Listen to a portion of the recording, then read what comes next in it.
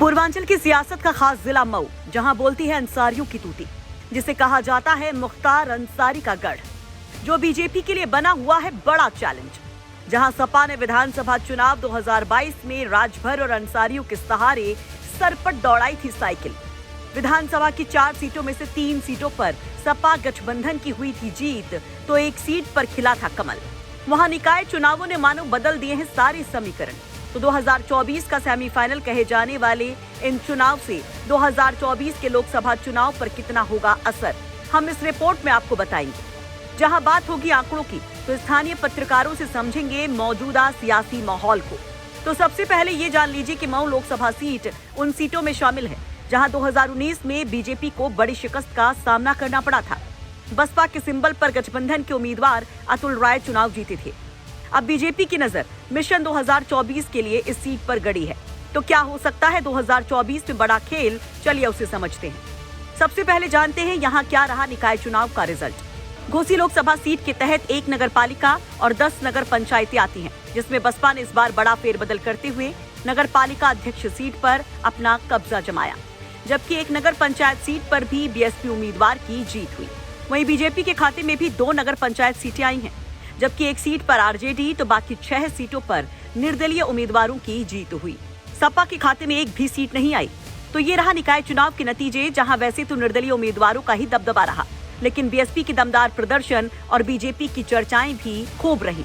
चलिए अब चलते हैं स्थानीय वरिष्ठ पत्रकारों के पास और उनसे जानते हैं कि ये निकाय चुनाव 2024 पर कितना असर डाल सकते हैं। देखिए, यह निकाय चुनाव परिणाम जो है एक बहुत बड़ा संदेश छोड़ गया, खासकर लोकसभा चुनाव 2024 के सापेक्ष में। अगर आप बात करें तो आपको एक बयान होगा बसपा सुप्रीमो मायावती का, जिन्होंने कहा था कि यदि भाजपा को रोकना है तो मुसलमानों को बसपा के साथ आना होगा।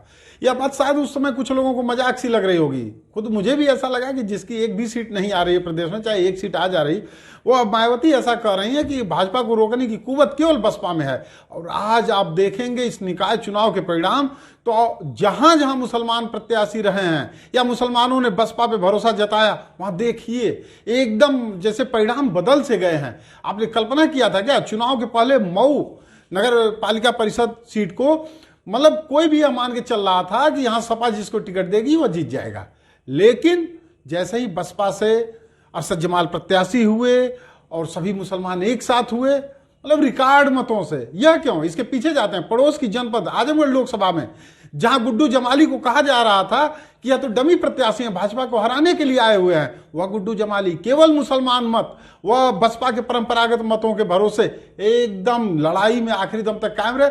तो इसकी बानगी, मायावती के बयान की बानगी इस निकाय चुनाव में देखने को मिली है। पूरे प्रदेश में बसपा का ग्राफ बहुत तेजी से बढ़ा। कमोवेश वही स्थिति मऊ जनपद में भी रही है, जहां 2 नगर पंचायत में भाजपा का कब्जा है, वहीं 2 नगर पंचायत में बसपा का कब्जा है। नगर एकमात्र जनपद की नगर पालिका परिषद सीट बसपा जीत चुकी है, वहीं अदरी में बसपा समर्थित प्रत्याशी जीता है। कुल मिलाकर बसपा का ग्राफ बहुत तेजी से बढ़ा है और भाजपा को तगड़ा होमवर्क करना होगा लोकसभा चुनाव के बाबत।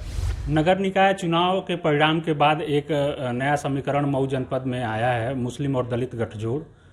अभी ताज़ा जीत का स्वाद बसपा ने चखा है, तो इतनी बड़ी जीत की कल्पना नहीं की जा रही थी। अभी तक जो है यह माना जाता था कि यह परंपरागत सीट समाजवादी पार्टी और मुख्तार समर्थित रही है, मुख्तार जिसको चाहते हैं वही चेयरमैन होता आया है। लेकिन उस मिथ्या को तोड़ते हुए अरशद जमाल ने बसपा से बड़ी जीत दर्ज किया है।